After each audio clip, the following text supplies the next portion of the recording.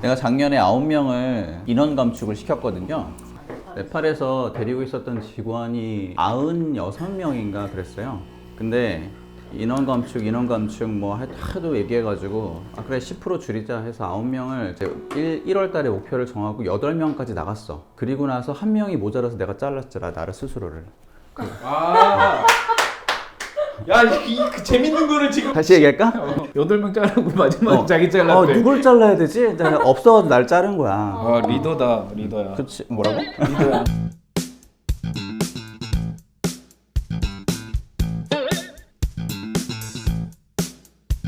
자, 리얼 라이브 시작합니다. 우리 노재미 씨. 노잼이. 이거 좀 재밌었다. 네, 안녕하세요, 노잼입니다. 네, 노재균님이신 분입니다. 이분이 현장 경험이 꽤 있으신 분이라 오늘은 현장 이야기를 많이 나누면 좋을 것 같아요. 저는 원래 국제개발을 하던 사람은 아니고요. 학부는 도시설계를 전공했고 4년 정도 엔지니어링 회사를 다니다가 국제개발로 전환을 했고 석사를 하고 나서 니제르에서 3년 일하고 그 다음에 캄보디아에 넘어와서 1년 반 정도 사회적 기업 운영하고 2년 반 정도는 지부 운영하고 그 다음에 네팔로 넘어가서 4년 정도 일을 하다가 지금은 다시 캄보디아에 와서 다른 기관에서 일을 하고 있습니다. 네, 시간이 총 그러면 어느 정도? 지금 현장 경험은 12년이 다 돼가죠. 현장에서만? 현장에서만. 네. 원래 뭐 국제개발에 정말 국자도 몰랐어요. 도시 설계 공부하고 4년 정도 일했는데 택지개발 사업이나 공공주택 사업이나 아니면 뭐 지구단위 계획 사업 뭐 이런 것들을 했거든요. 그래서 이제 뭐 홍성군 도시관리계획, 공주시 도시기본계획, 거여마천 유타운 계획, 프로젝트 이름 다 기억하고 있는 거 아니야? 향동 택지개발 사업 뭐 이런 것들 참여하셨어요? 제가 다 설계한 거죠. 예, 그러니까 물론 이제 제가 말단이었기 때문에 뭐 큰 디자인들을 제가 직접 했다고는 건 아니지만 그 라인들이 다 나의 손을 거쳐서 나간 거지. 말단이었는데 자기가 다 설계했다고 그래요? 그러니까 두 문장에서 지금 뭐가 어긋나는데? 솔직하게 얘기하잖아요. 그러니까 그 큰 그림을 그린 게 아니라 교만하라면서. 왜 그래? 좋아. 그러니까 그 선들을 전부 내가 다 그렸다. 네, 그렸다. 어쨌든 그렇게 일을 하다가 현장에 나갈 일이 많아요, 사실. 그러다 보면 이제 가난한 분들을 그때부터 보기 시작한 거예요. 여기서 밀려서 저기서 밀려서 이제 무허가 주택에 살고 계신 분들이 많았는데 그분들 삶의 면면을 좀 보게 된 거죠. 근데 그런 분들이 택지개발 지구로 지정이 되면 거기서 또 쫓겨나야 돼요. 내가 그리는 선 하나에 그분들의 삶의 TV가 갈리는 듯한 엄청난 영향이네. 느낌을 저는 받은 거죠. 어떤 건물에 용도 조사를 하러 들어갔는데 한 1층부터 4층까지 요런 플로어가 뻥 뚫린 채로 사다리를 타고 올라가는 그런 공간이 있는 거예요. 근데 거기에 다 뭐 천막이랑 텐트 쳐 있고 뭐 이불들 널려 있고 그렇게 사시는 분들이 정말 거의 한 100여 명이 있는 걸 본 거죠. 그게 정말 충격이었고 나중에 알고 보니까 그분들이 전부 다 주민등록 말소자들이었어요. 근데 그분들이 이제 갈 데가 없어서 거기에 몰려서 살고 계신 거였는데 그분들이 머릿속에서 떠나질 않는 거예요. 그런데 어느 날 봤던 기사가 전 세계 도시 인구가 2008년에서 9년 요때를 기점으로 해서 비도시 인구가 많았다가 도시 인구가 더 많은 걸로 이렇게 너무 전환이 됐다는 거예요. 근데 그 이유가 아프리카에 폭발적으로 성장하고 있는 슬럼들이 있는데 그 슬럼의 잡을 찾기 위해서 몰려드는 사람들로 인해서 도시 인구가 더 많이 늘어나게 됐다라는 거예요. 근데 그 슬럼들에 사실은 인프라가 거의 없잖아요. 그러다 보니까 어마어마하게 많은 사회적인 문제들이 생겨난다 라는 기사를 읽고 하늘에서 소명을 받은 듯한 느낌이 들었던 거죠. 내가 할 수 있는 something이 있겠다라는. 근데 내가 도시는 알지만 국제개발은 모르니 공부를 좀 해야 되겠다라는 마음이 들었고 그러면 유학을 하자 해가지고 아내랑 얘기를 해서 2년 정도 돈을 모아가지고 이제 영국으로 간 거죠. 개발협력을 그냥 일하다 말고 갑자기 전환하는 거는 그건 되게 쉬운 일이 아니잖아요. 다른 일을 하고 있는데 개발협력 하고 싶은 경력자들한테 한마디.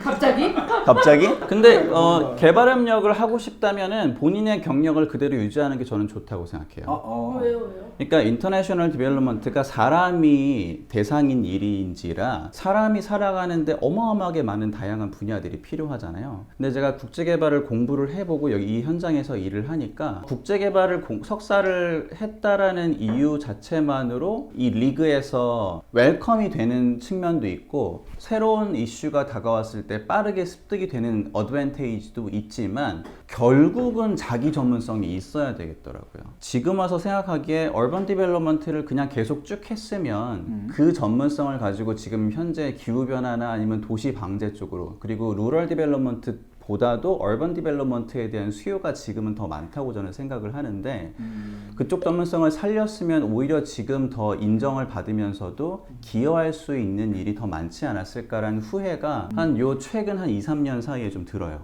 네.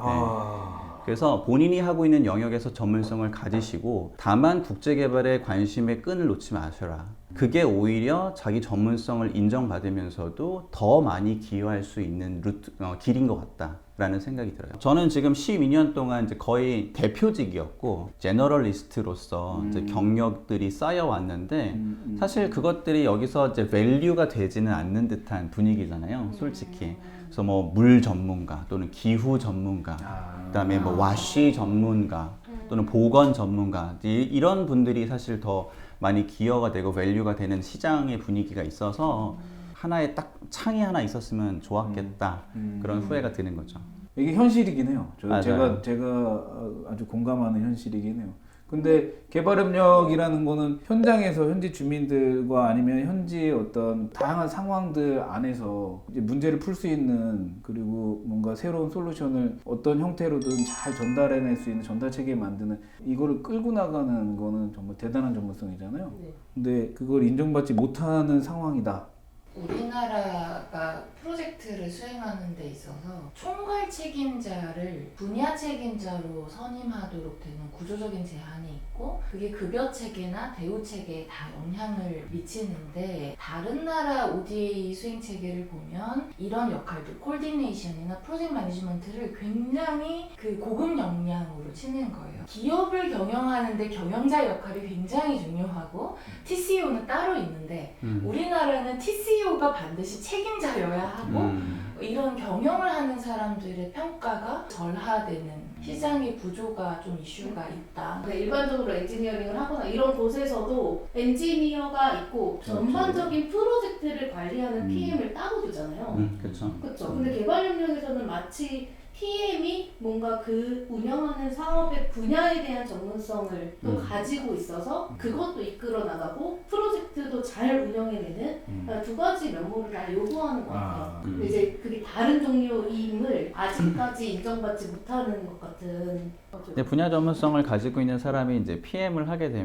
되면은 사실 그 사업의 퀄리티는 높아질 수도 있겠지만 그 사업을 혼자 할 수 있는 건 아니잖아요. 물론 다 팀으로 해야 되고 그리고 그 팀으로 운영하는 것 안에 어마어마하게 다양한 요소들이 들어가 있는데 그 요소들을 전반적으로 밸런스 있게 컨트롤할 수 있는 능력이 그 PM에게 있다라는 보장은 없거든요. 그렇기 때문에 총괄하는 사람은 경영적인 부분에 대해서 좀 더 많이 신경을 써야 되고 그런 능력을 가진 사람이 있는 게 맞는 것 같아요. 네, 니제를 처음 국가로 가게 된 거잖아요. 그럼 경력이 하나도 없고 그렇죠. 공부만 딱 하고 와서 맞아요. 거기 되게 살기도 어렵고 막 기온도 되게 덥고 그런 나라잖아요. 거기에 그 플래닛인가라는 어떤 관광 그 책자 아세요? 론리플랜. 론리 플래닛. 거기에 이제 아프리카 편 보면은 니제르 국가 있어요. 근데 거기에 이제 니제르의 기후는 뭐 little bit cooler than hell 써 있어요. 진짜로 내가 읽어봤어. 그러니까 지역보다 약간 시원하다. 4월, 5월이면 50도가 찍히고 습도가 제로일 때가 있어요. 그러니까 뭐 어떤 사람은 야 아무리 더워도 뭐 그늘 밑에 들어가면 좀 시원한 거 아니야? 절대 그렇지 않습니다. 지열이 어마어마하게 올라와요. 거기 또 모래폭풍이라 모래폭풍이 있죠. 일주일에 2번 정도 불거든요. 어마어마하게 빠른 속도로 몰려오거든요. 그럼 하늘이 쫙 갈라져요. 이쪽은 빨갛고 이쪽은 파랗고. 그래서 그 모래폭풍이 불면은 온 세상이 다 빨개지거든요. 그때 이제 바람이 어마어마하게 부니까 5만 가지 쓰레기들이 다 위로 올라가는 거죠. 거기 사는 그 있는 집들은 지금 우리 이런 샤시들이 아니에요. 그게 다 철 프레임으로 만든 거다 보니까 아구가 안 맞아요. 웬만하면 다 안 맞아요. 이 가로 세로도 안 맞고. 그러니까 그 사이로 모래가 다 들어오는 거죠. 그래서 저도 처음에 집을 구해가지고 했던 게 난생 처음 목공을 했어요. 그래서 나무를 강목을 잘라다가 거기를 다 막는 거죠. 근데 거기 뭐 모래만 들어오는 게 아니라 쥐도 들어오고 벌레도 들어오고 하니까 이제 그 모래들이 이제 집안을 거기를 다 막아도 사실 들어올 수밖에 없어요. 그러니까 매일 이 아침에 일어서 상을 이제 닦는 게 일이었죠. 네. 진짜 어려운 지역이네요. 그렇죠. 네. 일하는 거는 어땠어요? 일하는 것도 쉽지 않죠. 왜냐면은 거기가 이제 HDI가 제가 있을 때 2013년도 기준으로 186개국 중에 186위였어요. 그러니까 HDI가 너무 낮다 보니까 인력을 구하기가 일단 너무 힘들어요. 아 이게 정말 중요한데 네. 현장에서 일을 네, 하려면 같이 일하는 사람의 능력이 굉장히 네. 중요하잖아요. 근데 제가 처음에 가서 했었던 게 타이핑 가르치는 거였어요. 아. 직원들에게. 지부 책임자가 네. 타자 연습. 타자 연습. 한컴 타자를 깔아놓고 영타로 이제 하는데 80타 넘으면 내가 핸드폰 크레딧을 50불 줄게.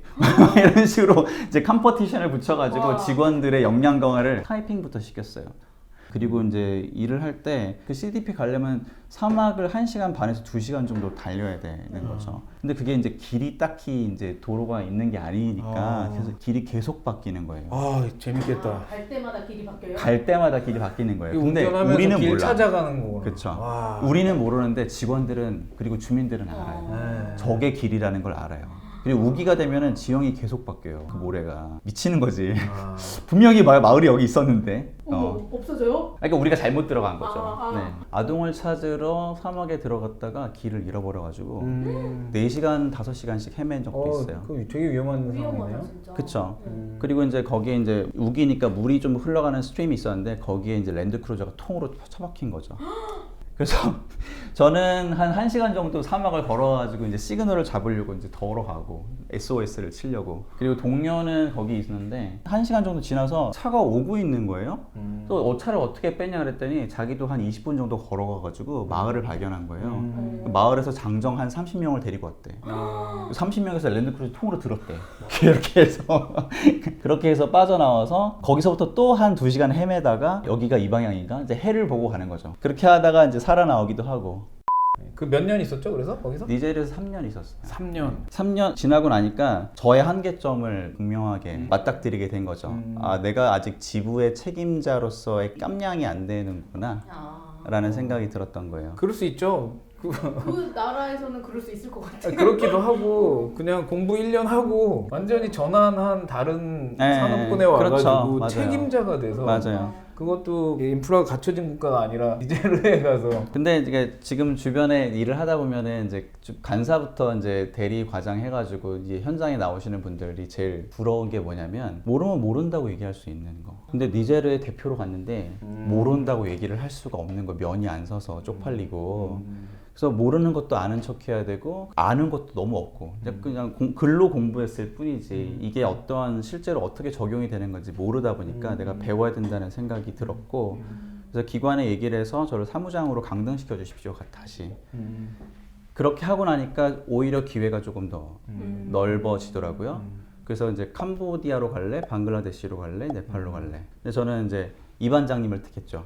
그때 당시에 지부장님이셨으니까 저분한테 배워야 되겠다라고 결심을 하고 캄보디아로 결정을 한 아 거예요. 진짜 이 반장님을 보고 그래서 이 반장님한테 그때 만나가지고 연례 회의 때인가 저 좀 받아주시면 안 돼요? 라고 이제 얘기를 했었죠. 진짜로? 제가 뭐라고 그랬죠? 몰라요, 기억 안 나요. 안 된다고 했을 거예요. 아니야, 그때 부정적이진 아, 않으셨어요. 긍정적이지 않았어요? 네. 그때 제가 사면초가했어요. 왜냐면 이 굉장히 혁신적인 비즈니스 방식의 사업을 만들어놨는데 내가 지부장까지 가서 해보려고 그러는데 지부이 또 뭐 어마어마하잖아요. 아, 좀 누가 없나 이렇게 물색하고 있는 중이었죠. 아니 근데 저는 시장에 대해서 제가 알아야 되겠다는 생각이 든 거예요. 우리가 하는 그 활동들이 전부 시장 논리에서 벗어나 있는 활동들이잖아요. 그러니까 시장의 논리를 무시한 채로 뭔가를 때려 붓는데 실제로 살아가는 사람들은 그 시장 영역에서 벗어날 수 없거든요. 그런데 우리가 하는 것과 상충이 되거나 아니면 그 팩터들을 우리가 무시하고 활동하는 듯한 느낌을 3년 동안 받은 거죠. 시장이 어떻게 움직이는지 있는지 그리고 그 사람들이 시장에서 어떻게 살아가야 되는지를 가르쳐주는 요소가 우리 지역개발 사업 안으로 들어와야 되겠구나. 근데 내가 거기에 대한 지식이 전혀 없으니 저분한테 배워야 되겠다 생각을 한 거죠. 그래서 사회적 기업을 선택하게 된 거예요. 그리고 우리가 소득 증대를 하는데 그들에게 필요한 뭐 기자재를 그냥 주는 경우가 많았잖아요. 근데 태양광 제품을 우리가 판매를 했었던 이유도 그들이 처음에 받다 보니까 공짜로 그것들에 대한 어떤 애착심이나 아끼는 마음이 없으니까 너무 쉽게 망가지고 메인테넌스 비용이 너무 많이 발생하고 그것이 그러다 보니까 지속 가능하지 않은데 우리가 하는 국제개발 사업들은 전부 다 그냥 주는 기버의 역할을 이었던 거죠. 근데 그러다 보니까 그 사업이 우리가 예상하고 의도했었던 대로 절대 그렇게 굴러가지가 않더라는 거죠. 그리고 그들이 살아가야 되는데 자꾸 계속 받기만 하는 그것에 익숙해지다 보면은 그들이 스스로 인파워먼트가 안 되다 보니까 우리가 프로젝트가 끝나고 난 다음에 그들이 혼자 덩그러니 남겨졌을 때 뭐 우리가 같이 일해서 협력 관계로 일하던 그 스탠스나 어떤 그런 태도들을 견지해 나갈 수 있을 것인가 안 그러더라는 거죠. 그러니까 시장에서 플레이어로서 또는 소비자로서 물건을 구입하는 구매자로서 권리를 가지고 있는 사람들인데 우리가 그런 어떤 생존력을 오히려 뺏어가는 것은 아닐까라는 고민이 들었던 거죠. 그래서 그들에게 그 시장 속에서 살아가는 법들을 가르쳐 줘야 되겠다라는 생각이 들었던 거예요. 네. 너무 진지해지지 말아야 되겠다는 생각을 해요. 그러니까 최근에 이제 와서? 너무 늦었지?